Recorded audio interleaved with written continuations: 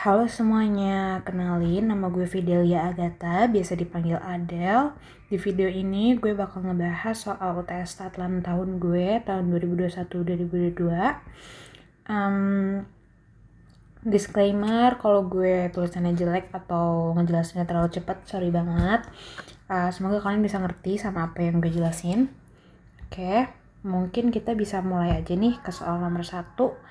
Mungkin kalian mau pause dulu buat baca, boleh.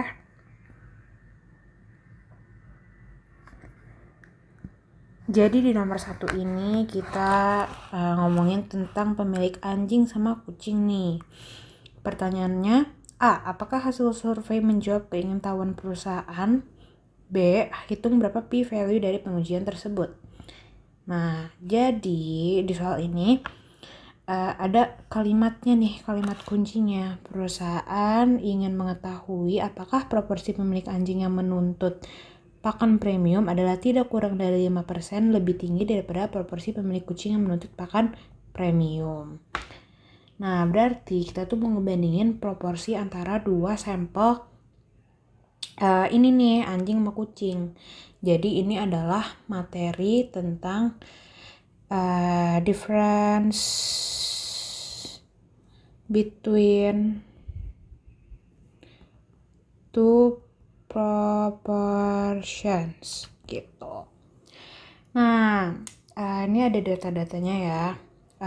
Ini kelompok 1 anjing, kelompok 2 kucing, N1-nya, N2-nya.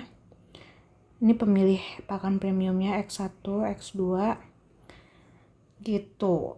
Nah, mungkin kita bisa langsung aja nih ngerjain yang A, uji hipotesisnya. Biasanya gue kalau di kertas ujian gue bakal tulis dulu diketahui. Grup 1 anjing, N-nya berapa tadi? N1 600, X1 240. Nah, karena ini tentang proporsi, berarti kita harus nyari nih nilai proporsinya gitu.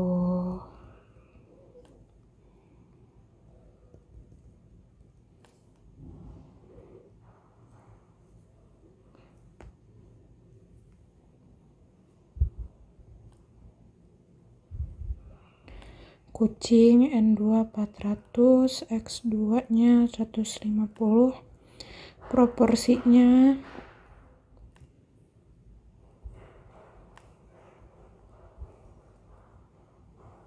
ya gitu. Terus paling sama info-info lain juga kayak alfanya. Terus ya. Nah, sekarang kita ubah dulu nih kalimat ini yang udah gue garis bawain jadi ke bahasa statistiknya. Nah, kan kita udah ngebagi kelompok nih, grup 1 anjing, grup 2 kucing. Proporsi pemilik anjing berarti proporsi yang 1 tidak kurang dari 5%, berarti dia kan lebih dari 5% lebih tinggi daripada proporsi pemilik kucing. Berarti proporsi pemilik kucing tambah lebih tinggi 5% gitu kan. Lebih tinggi berarti plus gitu. Nah, kalau ini kita pindah ruasin P2-nya berarti jadinya gini kan. Nah, ini HA-nya guys. Gitu. Berarti kita bisa bikin desain hipotesis. H0, HA. HA-nya kan udah ketemu tuh tadi. Nah, berarti H0-nya tinggal kebalikannya. Gitu.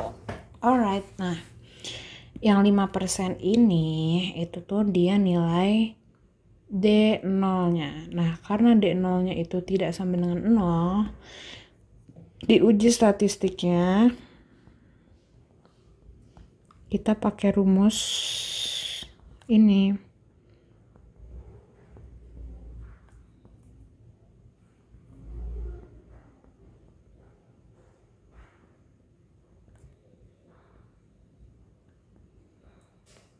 gitu. Nah ini bisa langsung masukin aja angkanya.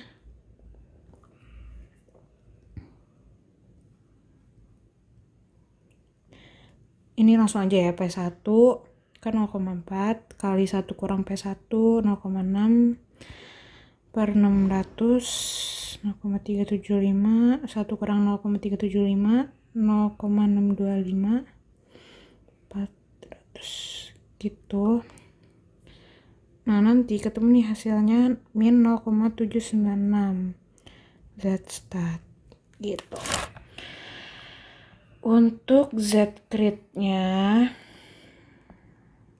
karena kita alfanya 0,05 dan ini right tail, jadi kita langsung aja nih, berarti Z 0,05 kan, berarti nilainya 1,645 gitu. Oke, habis itu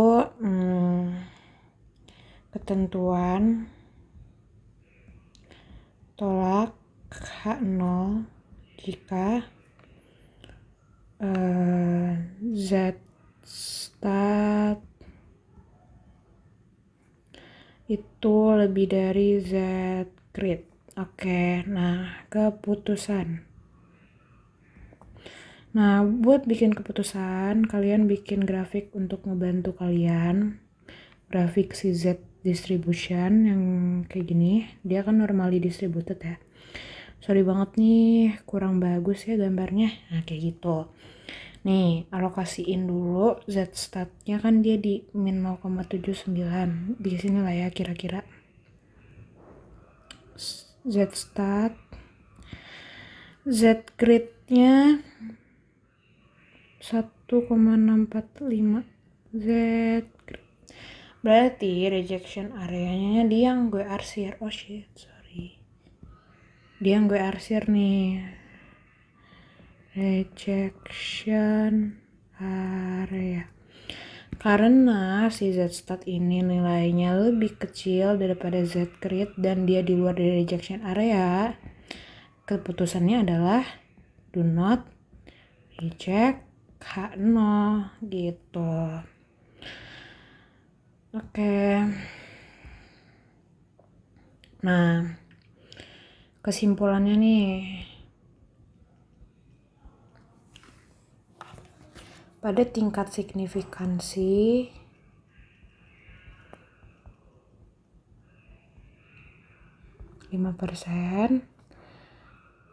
tidak terdapat cukup bukti untuk menolak H0. Artinya proporsi pemilik anjing yang menuntut pakan premium lebih kecil dari 5% daripada proporsi pemilik kucing yang menuntut pakan premium gitu. Oke deh, nah sekarang bisa ke yang B nih, P value. Gue gambarin lagi nih grafik Z distributionnya. Z statnya di sini, Z crit-nya di sini. Nah, kan kita alfanya itu 0,05 guys, 5%. Berarti di sini tuh 5% kan. 5% gitu. Nah, yang ditanyain tuh yang ini nih, si P value dari Z statnya di sini. Nah, artinya kita tuh nyari P value Z stat lebih dari sama dengan min 0,79 atau sama aja 1 kurang P Z stat kurang dari min 0,79 gitu kan. Nah, ini kita bisa lihat di Z tables ini. Kita lihat dulu nih. Nilai Z-nya min 0,7, belakangnya 9. Ketemu ini nilainya berarti 0,21476. Oke, berarti 1 kurang 0,21476. Hasilnya adalah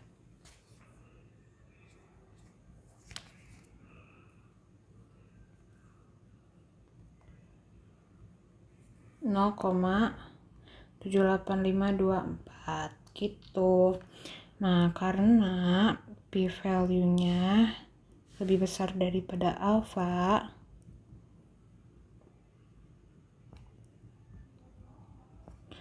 artinya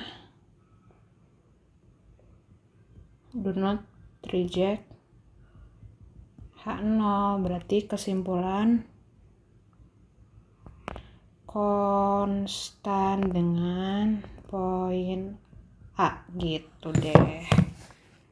Oke,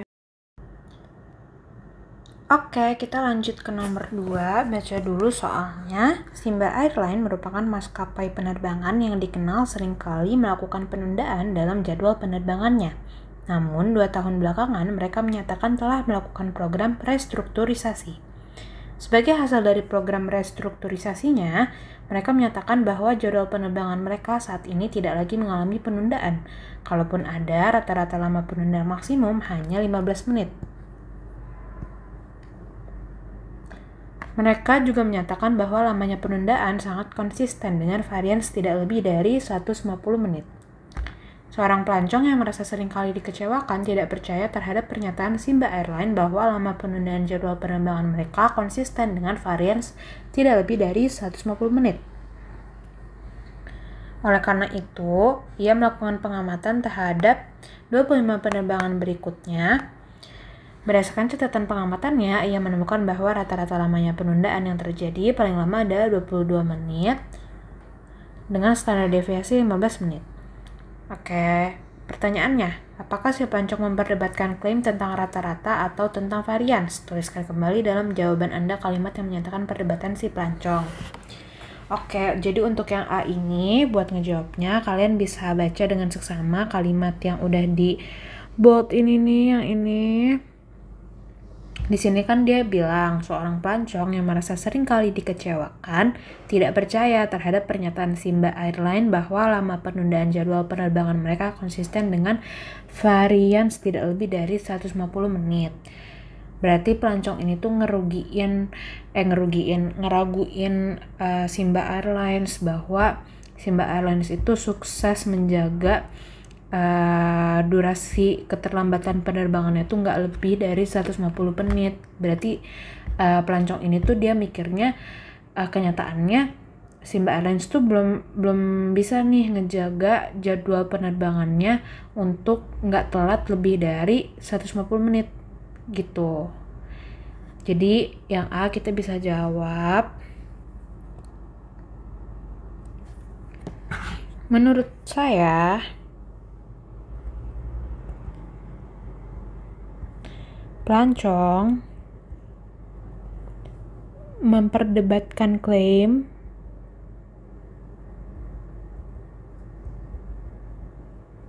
tentang varian Simba Airline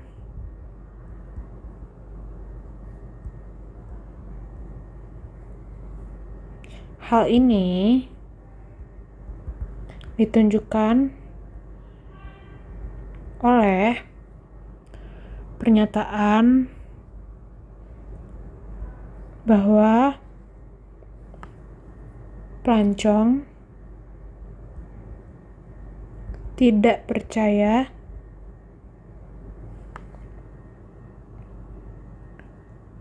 pernyataan jangan tidak percaya bahwa varians lama penundaan jadwal Simba Airline konsisten tidak lebih dari 150 menit gitu. Oke. Nah, yang B, nyatakan hipotesis nol dan hipotesis alternatif dari klaim maskapai Simba Airline yang diperdebatkan. Oke, jadi kan klaim Simba Airline itu konsistensi variansnya nggak lebih dari 150 menit. Nggak lebih dari, kalau nggak lebih berarti dia kurang dari sama dengan. Ya nggak, berarti gini dong. Nah, ini HA-nya varians lebih dari 150 menit gitu. Langsung kita tulis aja desain hipotesis.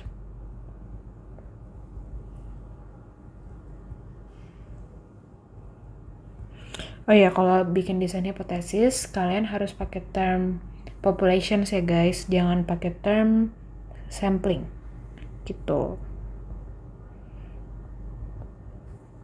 Oke. Uji distribusi apa yang Anda gunakan dan jelaskan karakteristik dari uji distribusi tersebut. Nah, karena di soal ini kita tuh ditanyakan tentang varians Simba Airline, berarti kita masuk ke materi statistical inference concerning variance. Nah, dalam materi ini uji distribusi yang kita gunakan adalah sampling distributionnya adalah chi-square. Jadi kita jawab nih, uji distribusi distribusi yang digunakan adalah distribusi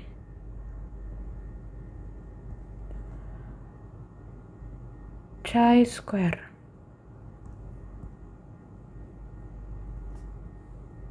Dengan ciri-ciri pertama,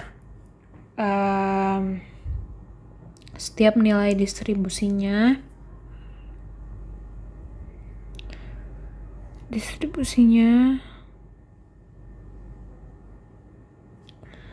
bergantung pada nilai degree of freedom.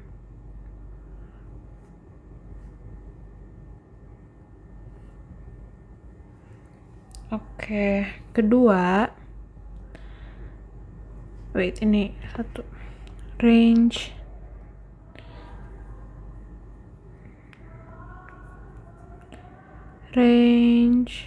nilai distribusi dari 0 hingga tak hingga positif. Nilainya tidak bisa negatif. Oke, 3, bentuk grafik positively skewed.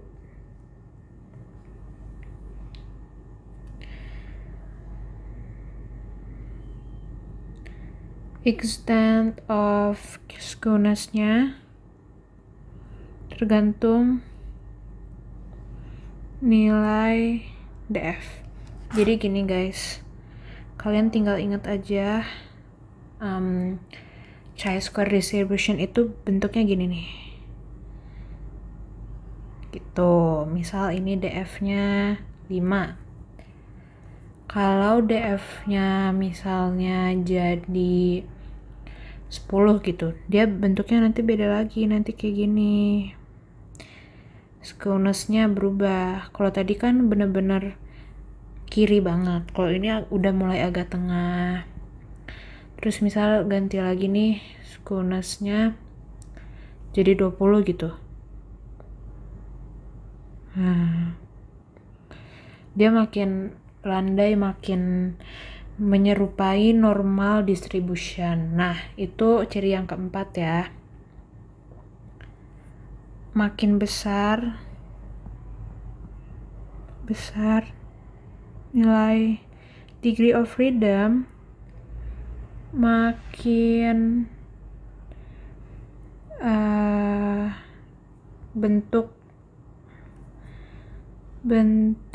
chi-square makin mendekati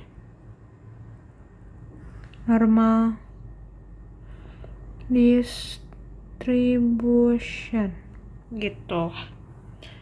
Oke, kita ke nomor D, nyatakan aturan penolakan dan gambarkan area penolakannya. Oke, berarti kita rejection area ya. Ini dulu yang D.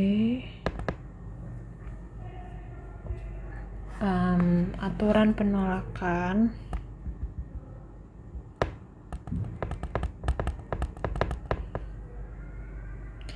tolak H0 jika chi-square statnya lebih kecil daripada chi-square crit.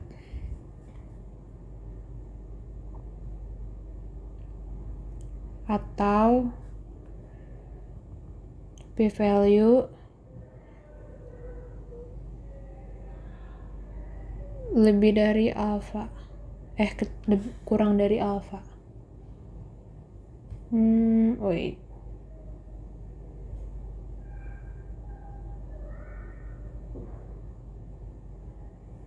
Sorry guys, ini maksudnya kalau chi-square statnya itu lebih dari chi-square crit. Oke.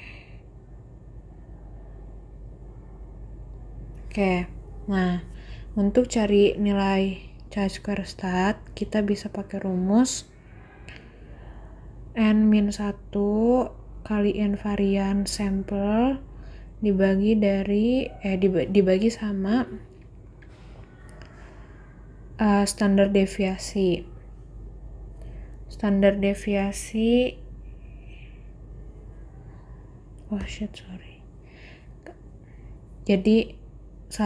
bukan standar deviasi, varians populasinya. Dan DF itu sama dengan n-1. Kan n-nya kita udah tahu nih di sini, ini n-nya diketahui dulu deh ya. N 25, rata-rata 22, standar deviasi 15, berarti variansnya 225. Terus dari klaimnya itu variansnya 150, berarti kita bisa langsung masukin aja 25 min 1 kali 225 per 150. Hasilnya pakai kalkulator 36. Ini DF-nya n-1 berarti 25 min 1 berarti 24. Nah, nilai chi-square kritikalnya itu chi-square alpha, DF. Nah, Kalau nggak dikasih tahu nilai alfanya, asumsi aja. Asumsi nilai alfanya 0,05. Pokoknya kalau emang nggak ada informasi tentang alfa, langsung asumsiin alfanya 5% gitu. Berarti ini chi-square 0,05,24. Nah, sejujurnya dulu gue pakai Excel gitu. Tapi karena kalian offline kayaknya nggak bisa pakai Excel. Jadi kita cari aja di table. Tadi kan DF-nya udah ketemu nih. DF-nya, nilai DF-nya 24. Terus alfa, ini alfanya nih. Alfa kita 0,05 kan, 5%. Berarti tarik garis set di sini 36,415. Oke, berarti kita ketemu nih nilai chi-square critical-nya 36,415. Nah, terus gambarkan area penolakan. Area penolakan kalian gambar ini guys, chi-square. Ini DF-nya 24. Terus chi-square startnya dulu 36. Terus kritikalnya 36,415. Berarti area penolakannya ini nih. Oke. Nah, kesimpulannya atau keputusannya, karena si chi-square startnya itu nggak termasuk di area penolakan, berarti kita tidak menolak H0 atau do not reject H0 gitu. Nah, dengan informasi yang tersedia, apakah keraguan si Pancung terhadap pernyataan airline benar? Ini kita bikin kesimpulan nih. Kesimpulan. Pada tingkat signifikansi 5% tidak terdapat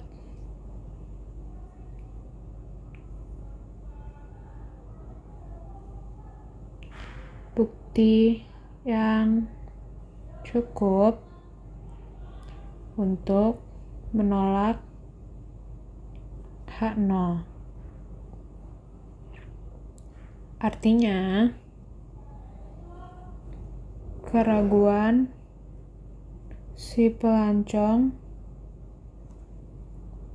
terhadap Simba Airline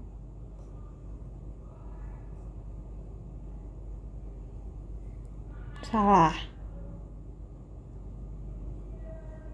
Jadi, varians penundaan jadwal Simba Airline konsisten tidak lebih dari 150 menit gitu. Oke, udah semua ya. Ya, lanjut nomor 3. Di nomor 3 ini kita dikasih data jumlah siswa SMA Bintang Mulia dan beberapa ekskul nih. Nah, pertanyaannya adalah, bantu Ibu Dina untuk menguji hipotesisnya pada taraf signifikansi 5%. Nah, hipotesisnya itu di kalimat ini nih, salah satu guru di SMA Bintang Mulia ingin melihat apakah daya tarik kegiatan ekstrakurikuler sama untuk semua siswa.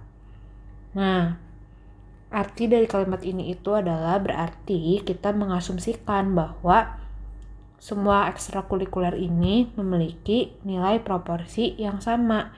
Probability siswa SMA Bintang Mulia untuk mendaftarkan dirinya ke setiap kegiatan ekstrakurikuler ini tuh nilainya sama. Nah, berarti asumsinya tuh kayak gini. Kan proporsi dalam statistik itu kayak nilai totalnya tuh 1 kan, nilai yang paling gedenya.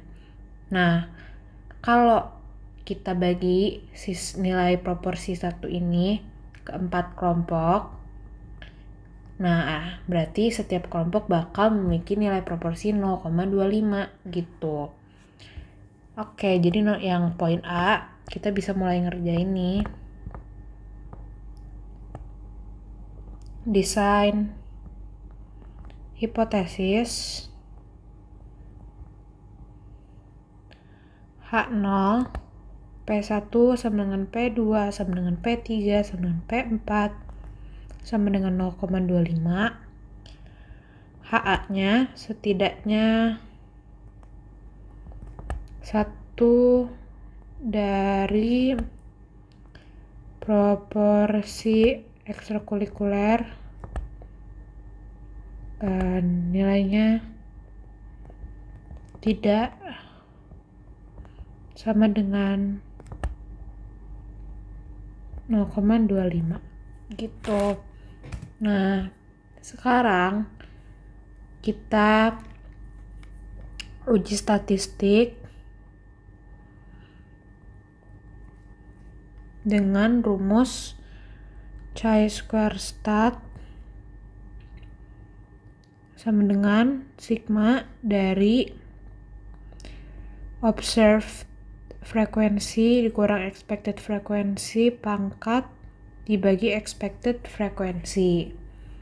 Nah, apa sih observed frekuensi dan expected frekuensi?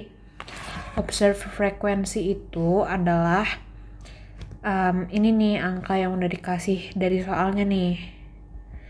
Nih semua observe. Nah, kalau expected frekuensi itu adalah yang kita asumsikan. Jadi ini kan total observasi nih 620 siswa. Kalau kita asumsikan semua kegiatan ekskul ini daya tariknya sama, berarti persebaran siswa SMA Bintang Mulia itu merata nih ke semua kegiatan ekstrakurikuler. Berarti expected frekuensinya itu 620 per 4 sama dengan 155 gitu. Nah, udah deh, ini bisa kita langsung hitung aja. Oh ya, anyway, sebenarnya expected frekuensi itu rumusnya proporsi dikali total observasi atau N-nya. Ini nih 620. Ya sama aja sih. Ini kan 1/4 kali 620 kan gitu. Oke. Bisa langsung kita hitung chi-square statnya. Berarti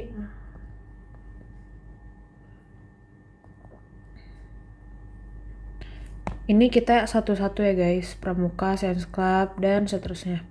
Berarti 150 kurang 155 per 155 tambah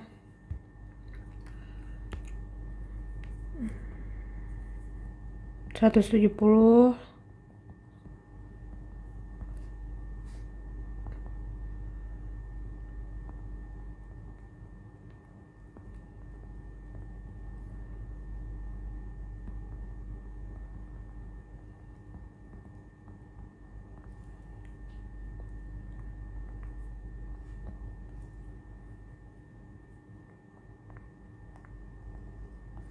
Oke, hasilnya ketemu 3,23. Anyway, sorry banget. Dulu gue ngerjain ini pakai Excel gitu guys. Jadi kayak langsung ketemu gitu. Tapi kalau hitung manual pasti hasilnya sama juga kok. Nah, kalau chi-square criticalnya itu sama aja sih di mana-mana, yaitu nilai chi-square alpha, df-nya. Nah, kalau alfanya kan tadi dikasih tahu 0,05. Nah, df-nya itu kalau di sini adalah kategori kurang 1. Kategori itu adalah ini nih, si banyak ekskulnya. Kan ini kita dikasihnya ada 4 ekskul nih, 1, 2, 3, 4. Berarti di sini K-nya itu 4 kurang 1. K-nya maksudnya DF-nya. Berarti DF-nya 3. Nah, ini kita bisa langsung lihat tabel. Ini probability-nya 0,05. Terus ini DF-nya. Berarti nilainya ini ya guys, 7,815. Nah, bisa langsung itu. Ini apa? Oh, ya, sorry kalau pencet. Nah, oke, abis dari uji statistik ini, mungkin kita rejection rule dulu ya. Ketentuan atau rejection rule, ketentuan.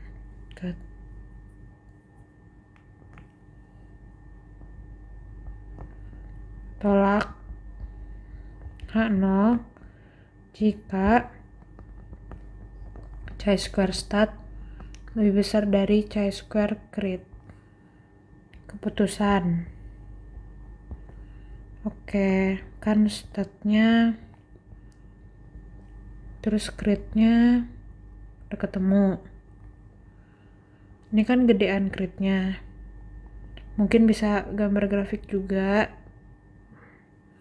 buat ngeilustrasiin biar lebih gampang dan lebih yakin juga sama keputusan. Ini critnya, ini statnya, ini rejection area. Artinya kita do not reject karena statnya kan nggak ada di rejection area gitu. Nah, kesimpulannya pada tingkat signifikansi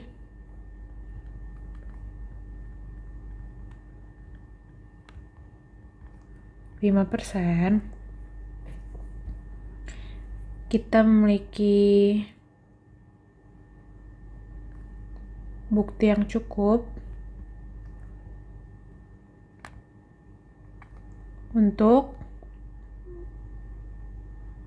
menyimpulkan bahwa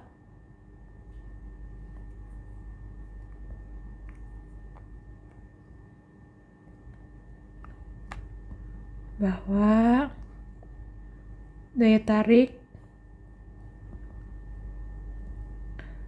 setiap ekstrakurikuler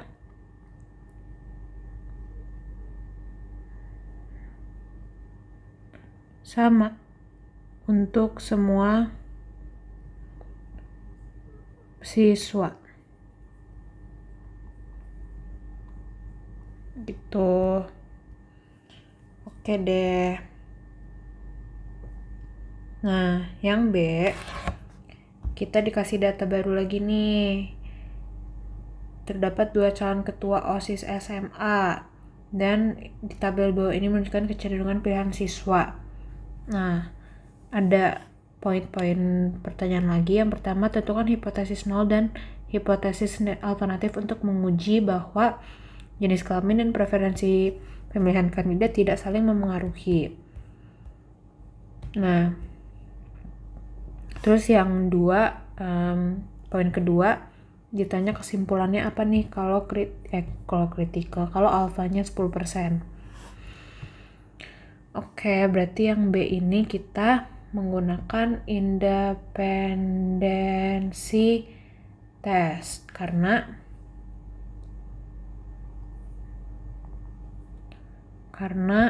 di kalimat ini dinyatakan. Kita tuh mau nguji apakah jenis kelamin dan preferensi pemilihan ketua OSIS-nya itu tidak saling memengaruhi. Tidak saling memengaruhi berarti itu kita ditanya apakah dua indikator ini independen atau tidak gitu. Nah, hipotesis nolnya tuh gampang guys. Desain hipotesisnya gampang kok. Tinggal H0 berarti jenis kelamin dan preferensi pemilihan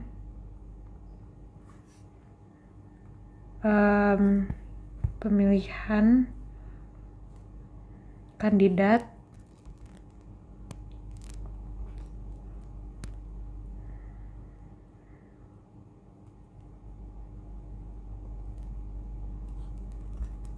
independen.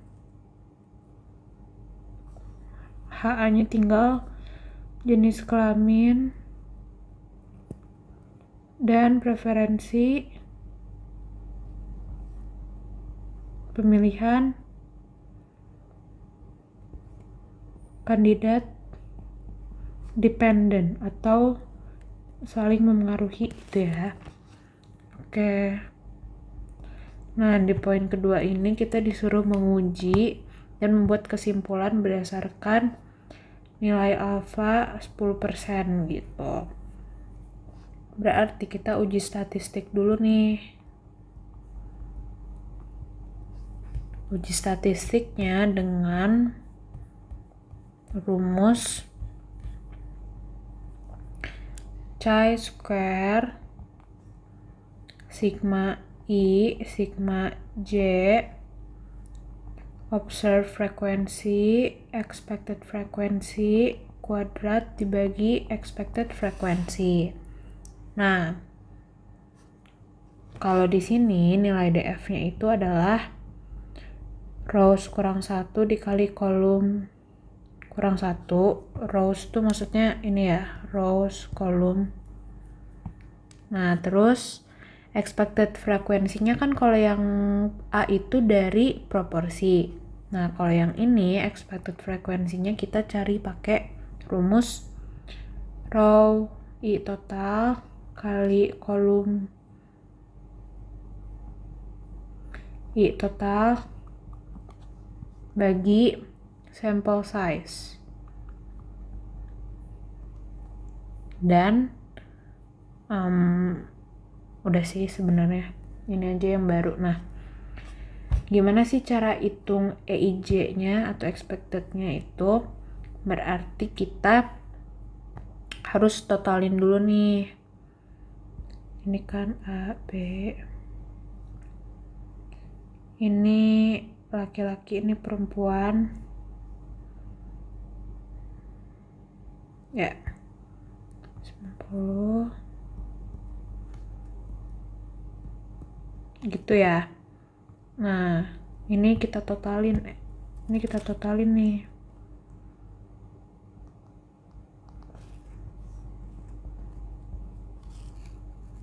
Berarti ini 202, ini 230 ya, 230, ini 220, ini 222 ya kan? Oh sorry, ini salah.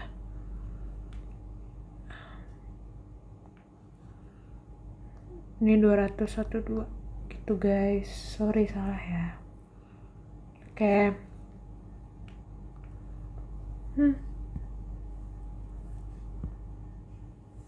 Ya kehapus.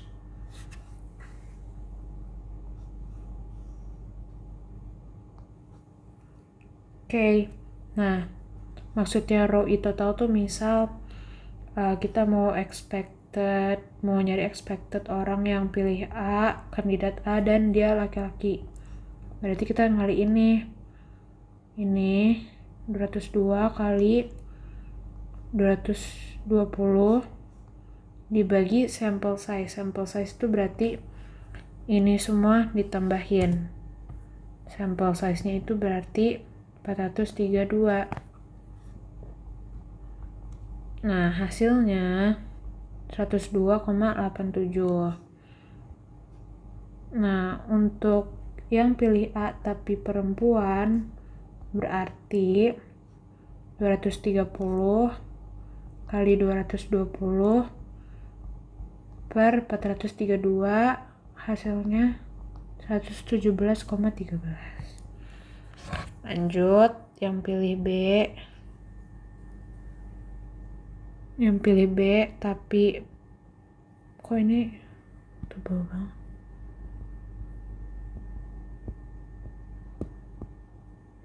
Kayak tebal banget. Enggak deh. Oke, yang pilih B tapi laki-laki, sorry. Ya laki-laki. Berarti 202 kali 212 432. Terus yang pilih B tapi cewek,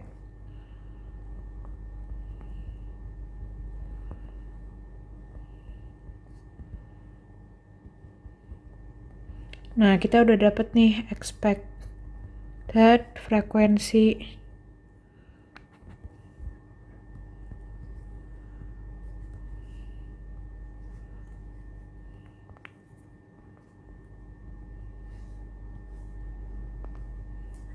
Nih, kita masukin satu-satu ya.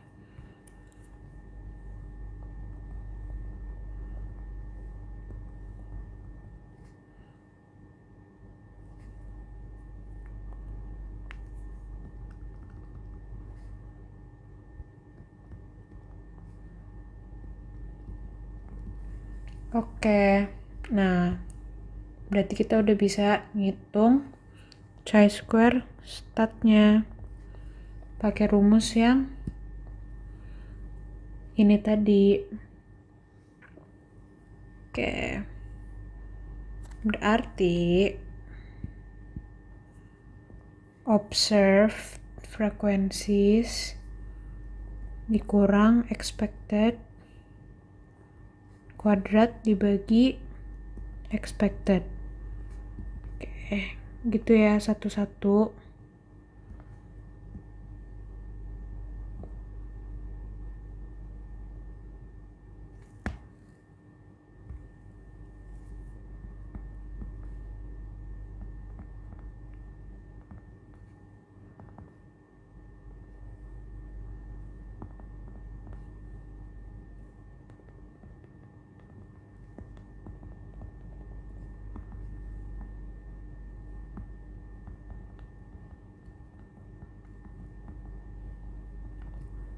Nah, hasilnya adalah 6,16. Oke.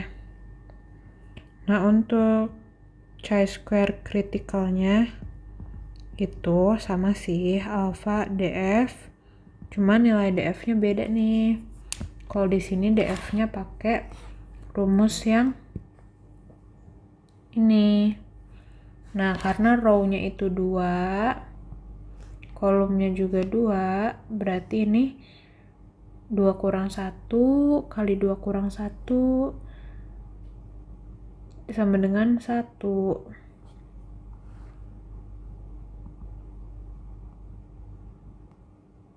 Gitu. Berarti ini chi-square-nya 0,1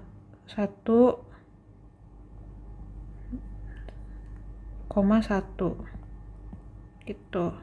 Nah, kita lihat lagi di chi-square table. DF-nya 1, ininya 0,1, ini sorry salah. 10% yang di sini. Berarti 2,706.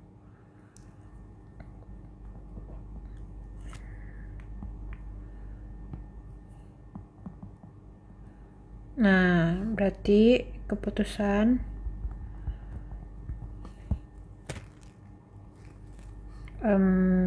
pakai grafik lagi. Statnya kan di 6, sorry salah.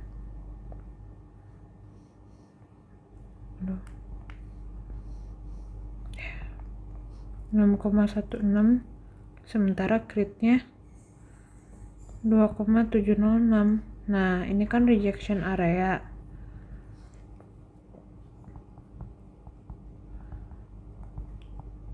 Berarti kita harus reject H0 karena chi-square statnya itu termasuk di rejection area. Nah, kesimpulannya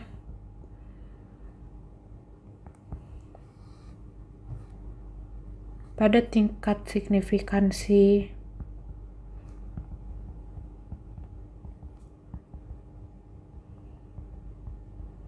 10%, kita memiliki cukup bukti untuk menolak H0. Artinya jenis kelamin dan preferensi pemilihan kandidat OSIS SMA apa nih tadi? Bintang Mulia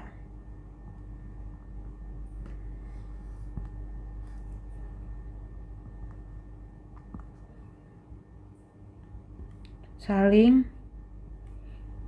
memengaruhi satu sama lain gitu.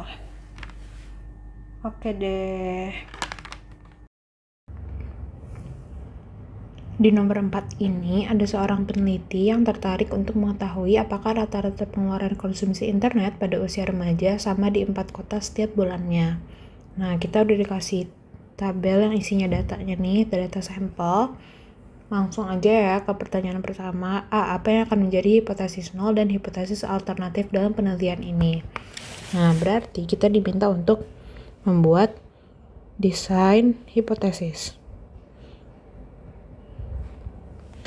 Nah, di nomor 4 ini kita kan mau membandingkan nih rata-rata pengeluaran konsumsi di 4 kota berbeda ini. Artinya kita akan menggunakan konsep ANOVA one way. Kenapa one way? Karena treatment atau pembeda atau variabel kategori yang kita gunakan itu berdasarkan kota-kota yang berbeda ini kan gitu, dan emang cuma berdasarkan ini doang satu, jadi one way gitu. Kalau two way berarti ada satu variabel lagi gitu yang membedakan si pengeluaran konsumsi ini kayak gitu. Oke, langsung aja ya hipotesis nolnya, hipotesis alternatifnya. Hipotesis nol, mu R sama dengan mu B sama dengan mu C sama dengan mu D, atau artinya berarti rata-rata di 4 kota itu sama.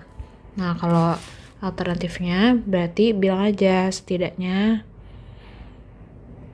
satu rata-rata populasi berbeda gitu.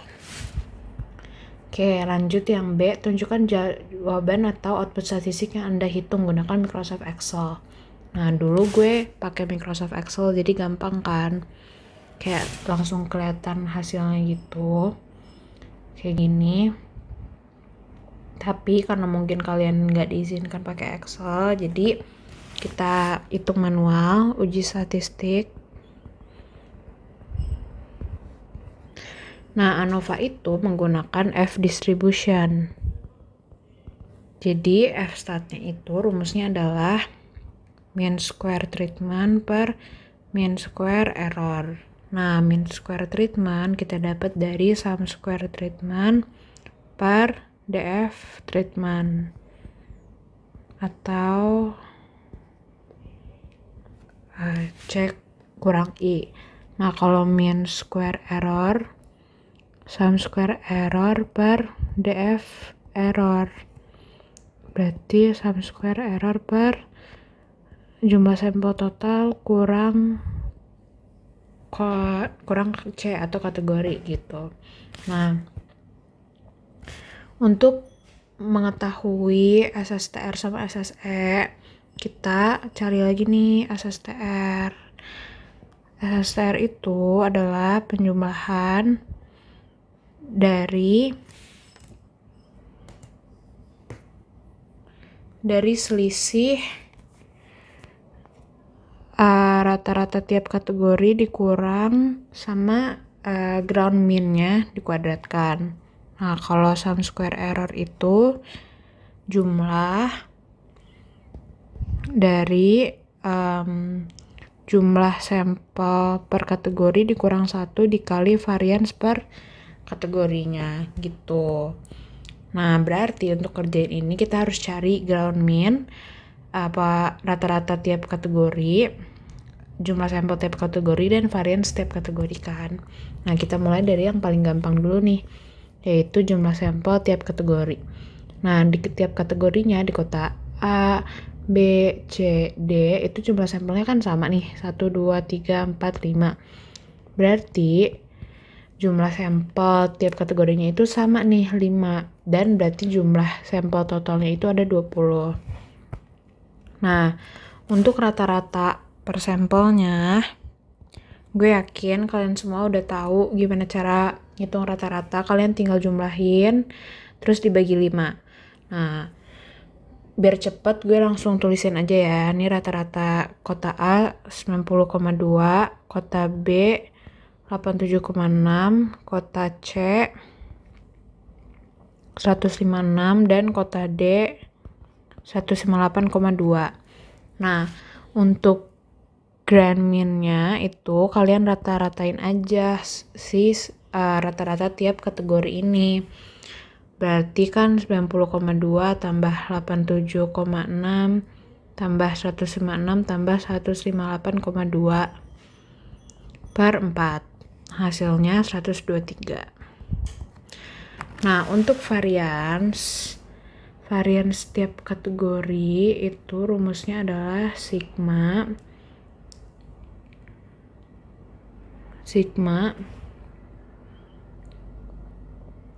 X kurang X bar kuadrat per N I kurang 1 gitu. Nah, gue juga yakin kalian udah tahu gimana cara cari varians, jadi biar cepat langsung gue tulisin aja. Varians A itu 110,2, varians B 331,3, varians C 3.692,5, varians D 2.921,2. Oke, untuk cek nih di sini ya, bener kan? Oke, kita lanjut aja ya guys. Oke, jadi kita mulai dulu dari miring banget ya. Kita mulai dulu dari sum square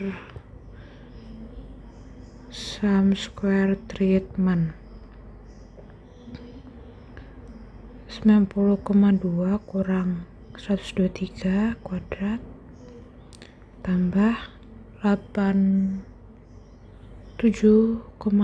kurang 123 kuadrat tambah 156 kurang 123 kuadrat tambah 158,2 kurang 123 kuadrat.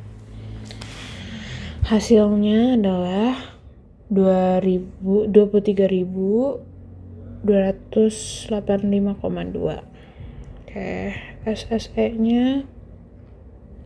Nah, karena tadi jumlah sampel per kategorinya itu sama, berarti gue bisa kurungin aja nih 5 kurang 1 dikali jumlah dari semua varian setiap kategorinya.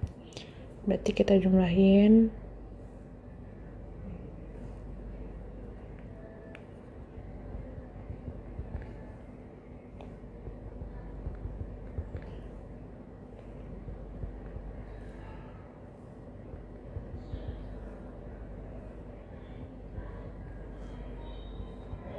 Gitu. Hasilnya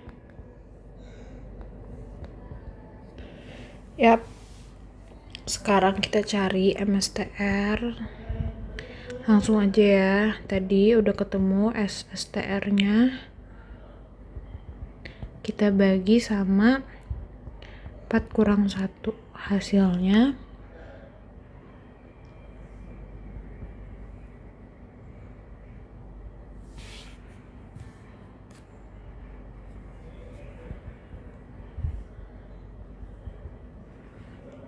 MSE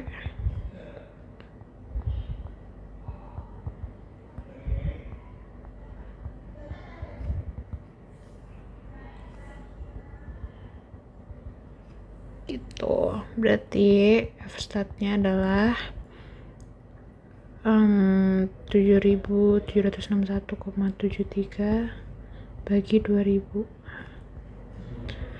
Hasilnya adalah 3,85. Nah, untuk F kritikalnya kita pakai F alpha, DF treatment, DF error. Tadi alfanya udah dikasih tahu ya guys. Gunakan 5%, berarti F 0,05 316. Ini kita bisa lihat table ya. Jadi degree freedom di numerator itu artinya degree of freedom buat treatment yang kategori kurang 1. Nah, kalau degree of freedom yang denominator itu degree of freedom error, berarti yang n total kurang C gitu. Kan tadi udah ketemu nih, ini 3, ini 16. Terus ini alfanya di sini ya, alfanya kita pakai 0,05. Jadi ketemu nilai F grade-nya 3,24. 3,24 gitu. Nah, yang B sampai sini aja ya, sampai uji statistik aja. Lanjut ke yang C, apakah ada perbedaan yang signifikan untuk pengeluaran konsumsi internet di 4 kota tersebut? Lakukan pengujian hipotesis dan interpretasikan. Nah, di nomor 4 ini, di poin C ini, kita akan melakukan ini ya, ketentuan penolakan.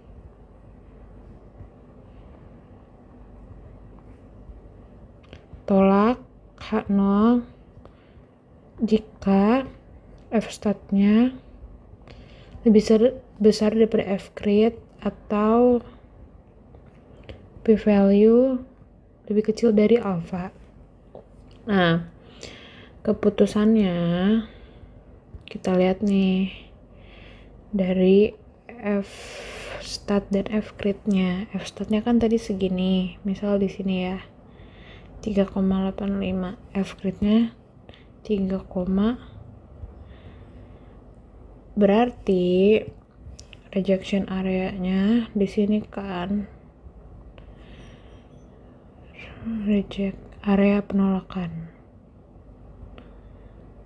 Nah, karena si F-statnya itu termasuk di area penolakan, berarti kita harus menolak H0 gitu. Nah, kesimpulannya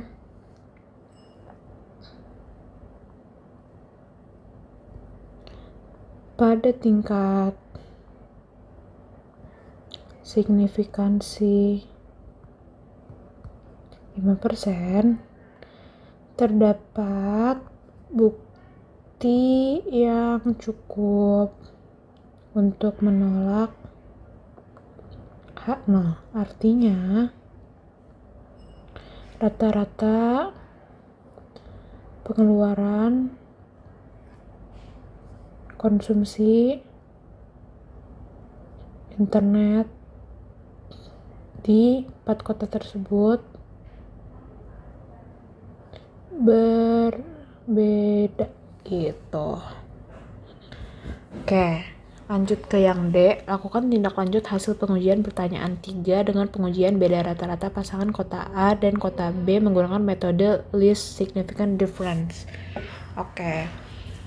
Jadi kan kalau kita tolak H0 tadi berarti kita udah tahu nih, oh rata-rata di 4 kota itu tuh beda. Tapi kan kita nggak tahu kota A dan kota B itu sebeda berapa sih, atau kota A dan kota C itu sebeda berapa sih.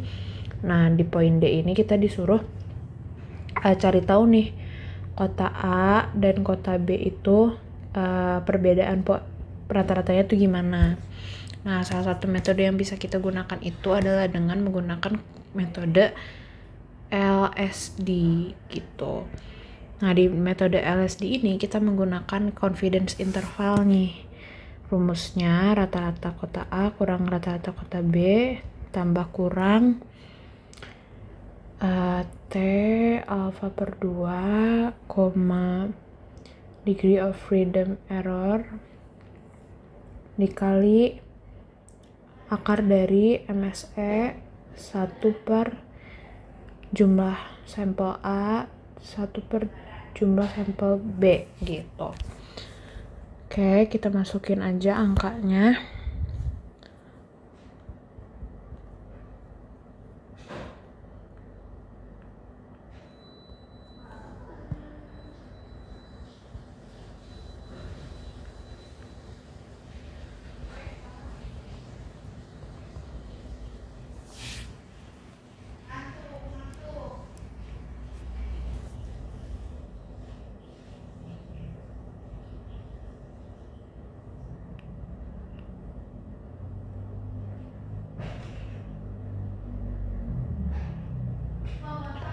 Nah, ini sorry, T-nya itu berarti T kan tadi signifikansinya 0,5 5% maksudnya. Nah, berarti kalau dibagi 2 jadi 0,025, DF errornya tadi 16. Oke, kita cari. Oh sorry, belum dibuka nih. Mana ya? T.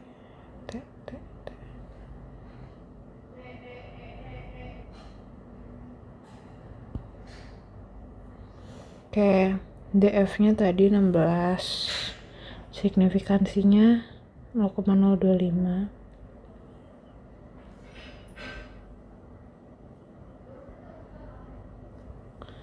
Gitu. Ini sebenarnya enggak, ya samalah 2,11 2,12 gitu. Oke, lanjut.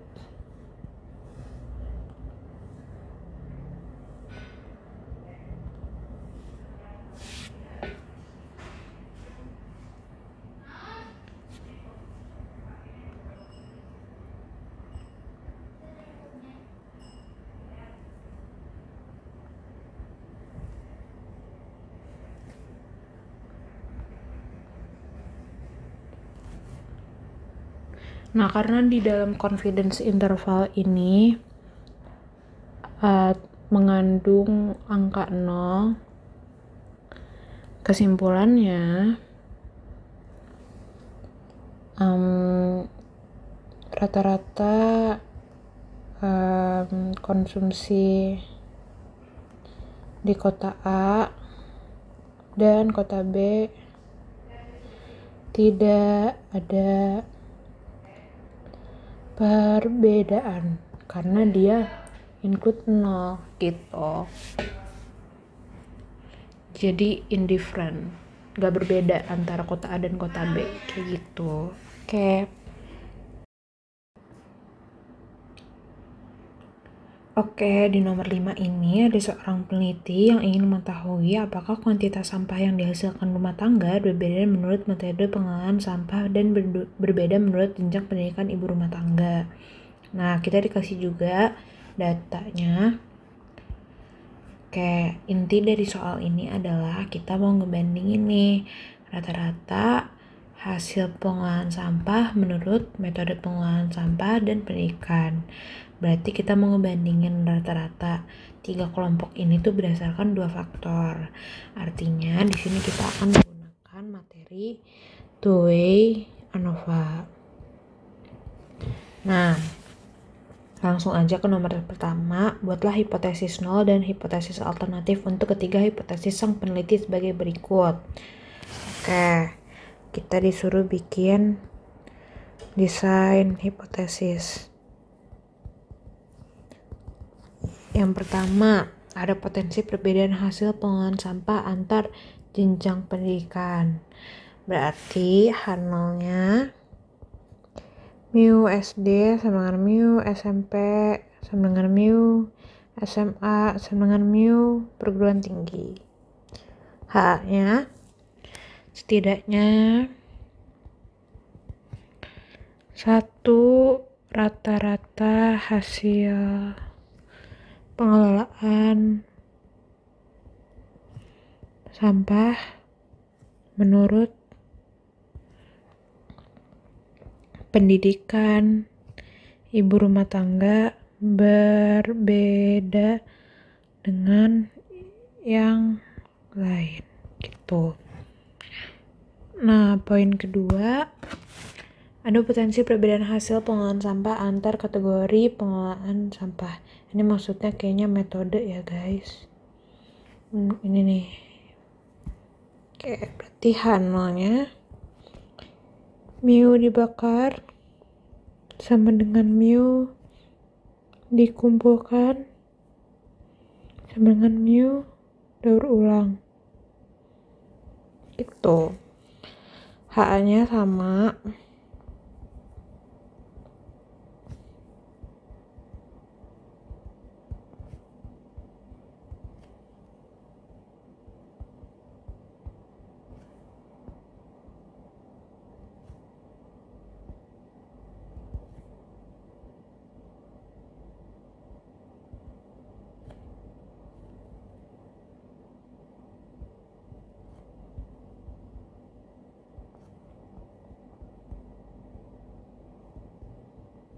Sama paling ganti di sini kan kalau tadi menurut pendidikan ibu rumah tangga, kalau ini menurut metode pengolahan sampah gitu. Yang ketiga, ada potensi interaksi antara hasil pengolahan sampah menurut metode pengolahan sampah dengan jenjang pendidikan. Oke, berarti H0-nya tidak ada interaksi antara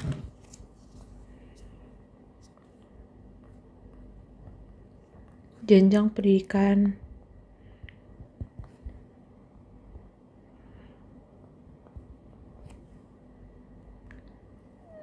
ibu rumah tangga dan metode pengelolaan sampah. HA-nya ada interaksi antara jenjang pendidikan ibu rumah tangga dan metode pengelolaan sampah. Oke. Kita lanjut ke poin B. Dengan menggunakan Microsoft Excel, ujilah hipotesis poin 1, 2, 3. Oke. Jadi, karena dulu gue ujiannya online, gue diperbolehkan untuk menggunakan Excel. Jadi, gue bisa nemuin hasil kayak gini. Nah, karena kalian offline, mungkin nanti kalian tuh udah dikasih tahu tabel kayak gini, udah dicantumin. Tapi mungkin ada beberapa informasi yang gak ditulisin, jadi kalian harus cari sendiri. Misal nanti DF-nya ada yang belum ditemuin, atau mungkin sum square-nya, atau mungkin mean square-nya gitu. Jadi untuk menjawab soal kayak gini kalian harus paham rumus-rumus yang ada di tabel ini kayak gitu. Nah, untuk sekarang kita lanjut dulu bahas soalnya. Jadi kita harus nguji masing-masing hipotesis ini kan yang udah kita tulisin. Nah, kita mulai dari yang poin pertama.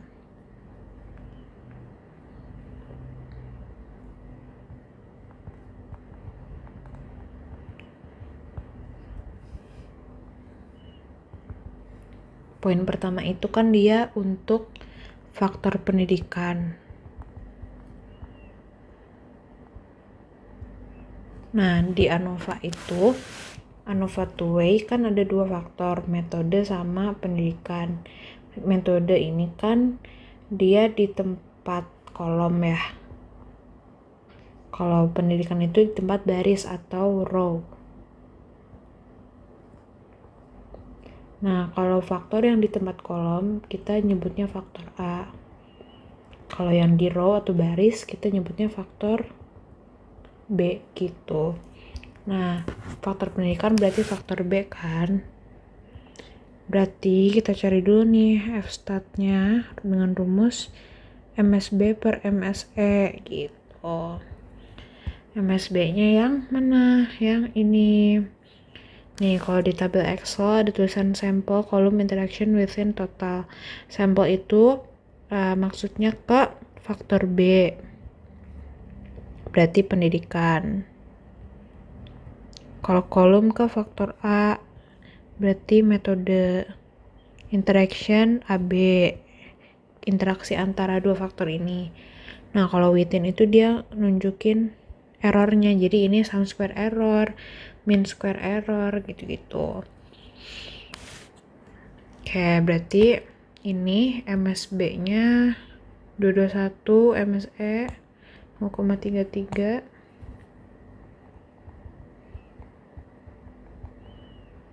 Hasilnya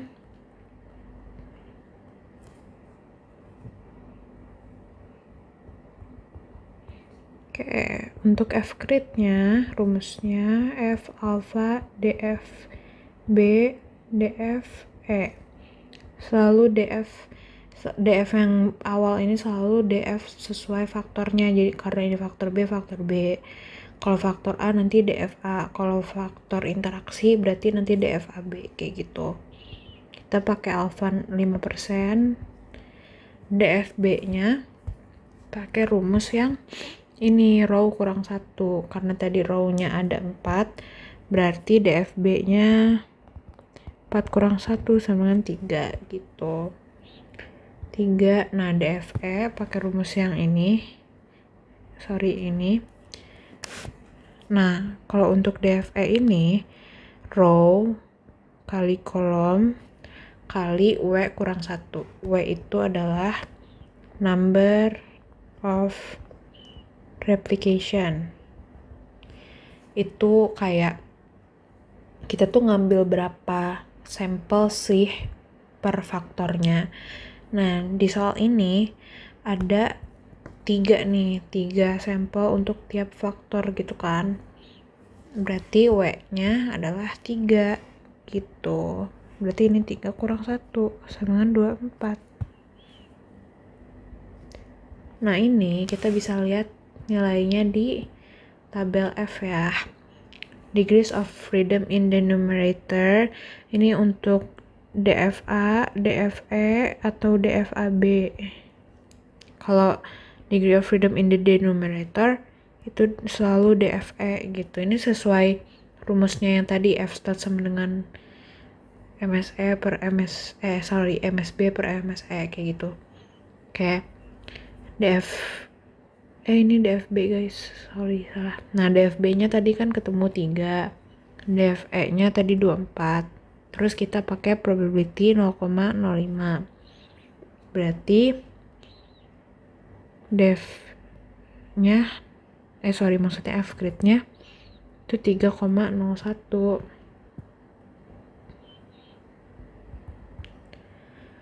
Nah, kita tulisin dulu kriteria penolakan. Tolak H0 jika F-stat-nya lebih besar dari F-grade. Oke. Terus keputusan. Pakai gambar.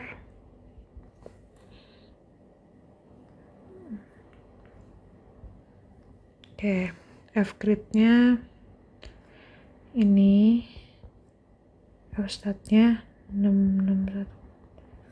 Berarti rejection areanya ini kan. Berarti kan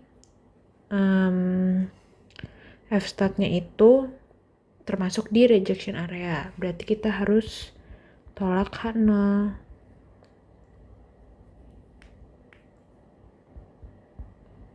Nah, kesimpulannya, pada tingkat signifikansi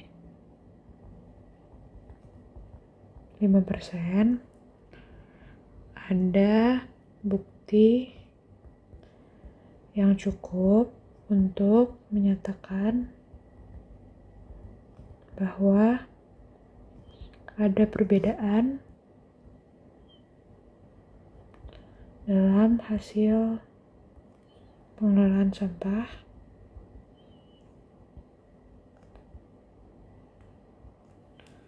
nggak cukup, sorry, kita tulisin lagi.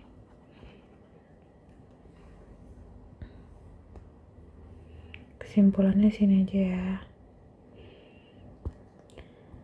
Pada tingkat signifikansi 5%, ada bukti yang cukup untuk menyatakan bahwa ada perbedaan dalam rata-rata hasil pengelolaan sampah menurut jenjang pendidikan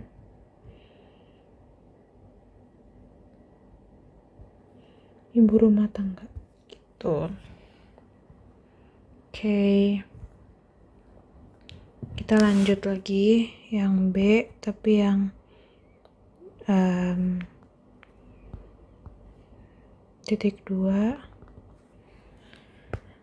Yang titik 2 ini kan untuk metodenya, berarti ini untuk faktor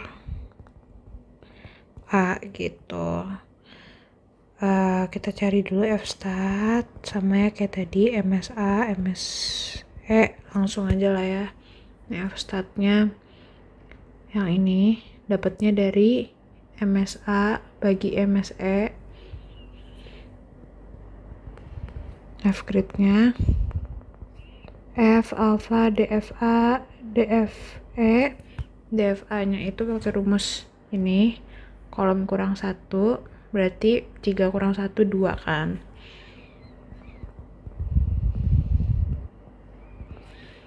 Ya, kita lihat lagi di tabel, tarik garis ke bawah sama kayak yang tadi, berarti ini nih 3,4 ketutupan. Oke, kriteria penolakan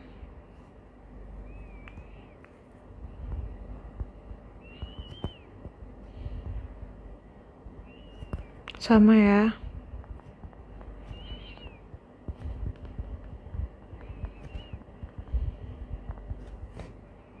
Keputusan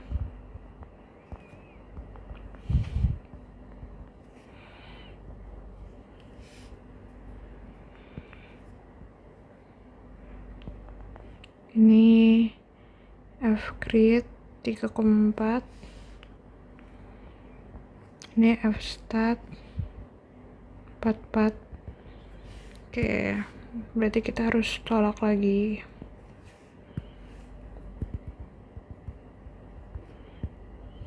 Kesimpulan, pada tingkat signifikansi 5%, ada cukup bukti untuk menyatakan bahwa ada perbedaan antara rata-rata hasil pengolahan sampah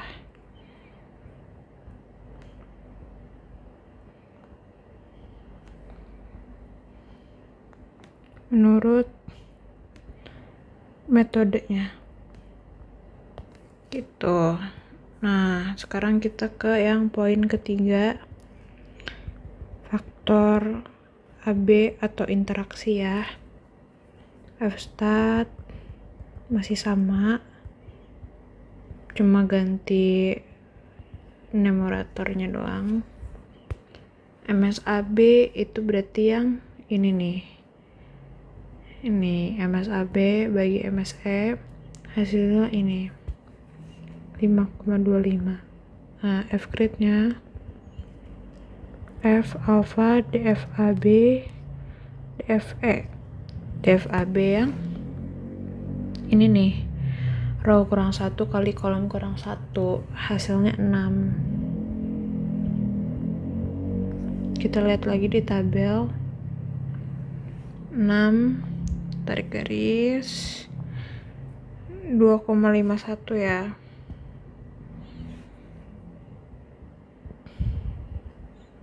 Kriteria penolakannya masih sama.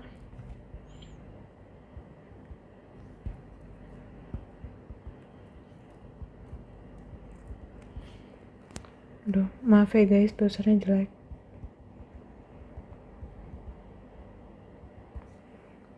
Keputusan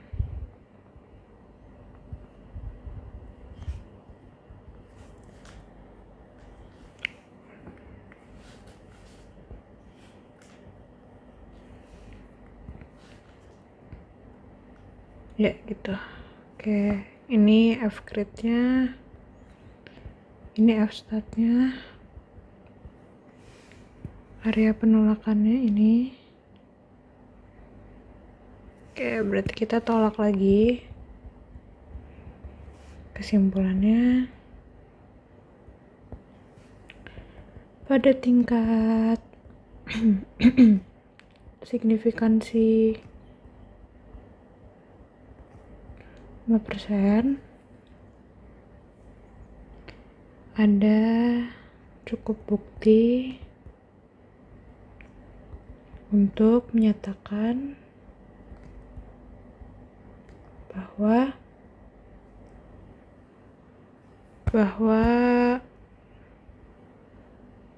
ada interaksi ya.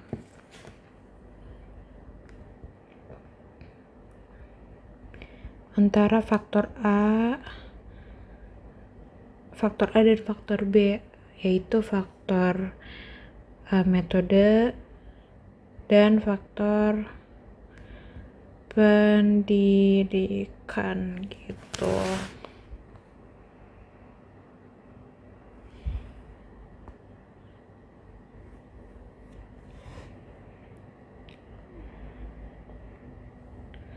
Oke, nah kita ke poin C nih. Saat melakukan uji ANOVA, kita mengetahui bahwa ada dua jenis variasi data utama yang menyebabkan rata-rata antar populasi menjadi berbeda. Apa aja sumber variasi tersebut dan apa perbedaan di antara keduanya? Nah, jujur gue waktu ngerjain juga lumayan bingung ngebaca soal ini. Tapi kayaknya soal ini tuh ngarah ke materi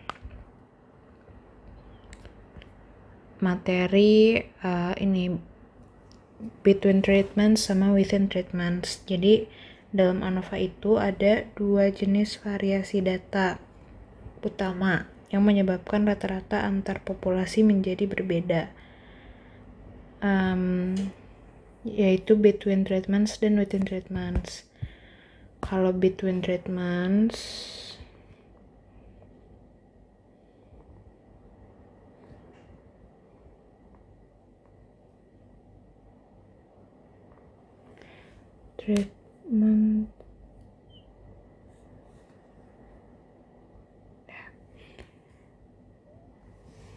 between treatments itu dia menunjukkan, wait, ini benerin dulu deh, cek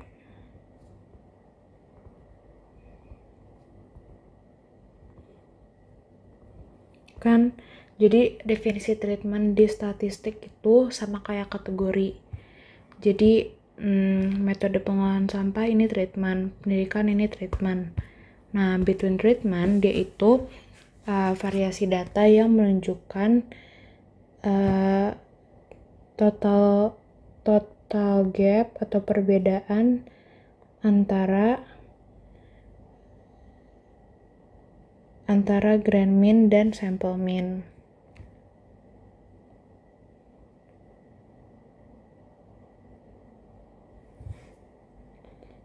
Grand mean dan sample mean. Kalau within treatments,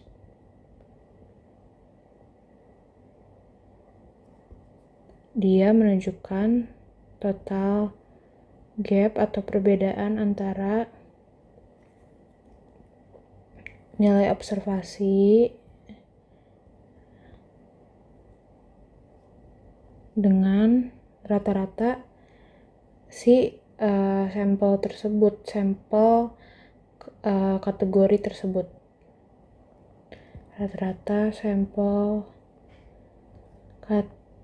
kategori tersebut gitu. Mungkin kalau lebih jelasnya kalian bisa lihat videonya Kak Hosea.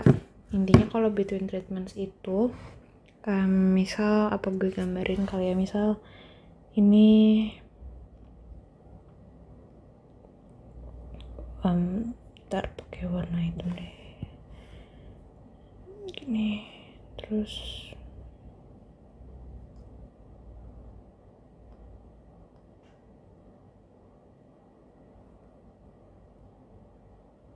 apa enggak ini aja deh.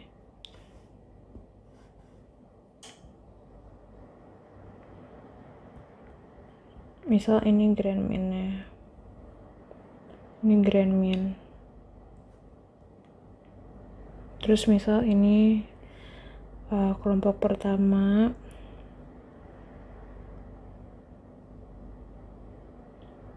ini kelompok kedua,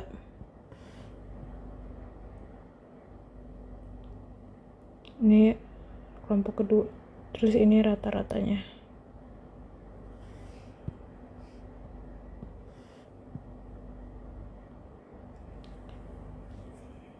Nah, kalau between treatment,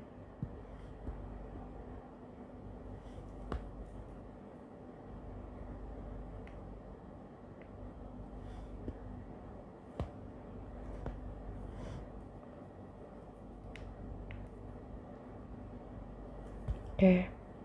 Nah, kalau between treatment, dia itu nunjukin perbedaan dari si X1 ini ke grand mean ini. Tapi kalau within treatment, dia tuh nunjukin perbedaan antara data-data yang kita ambil nih, data-data individu yang kita ambil, kayak misal ini X1, 2, 3, 4, 5 gitu-gitu ya, ke si X1 itu sendiri, ke rata-rata si kelompok sampel kategori itu sendiri. Nah, ini nih, ini within, ini between gitu. Oke, mungkin segini dulu yang bisa gue bagiin ke kalian. gue mau mohon maaf atas kekurangan atau kelalaian yang mungkin ada dalam pembahasan gue ini. Semoga kalian bisa ngerti sama apa yang gue jelasin. Kalaupun kalian ada yang masih bingung, boleh banget kontak gue.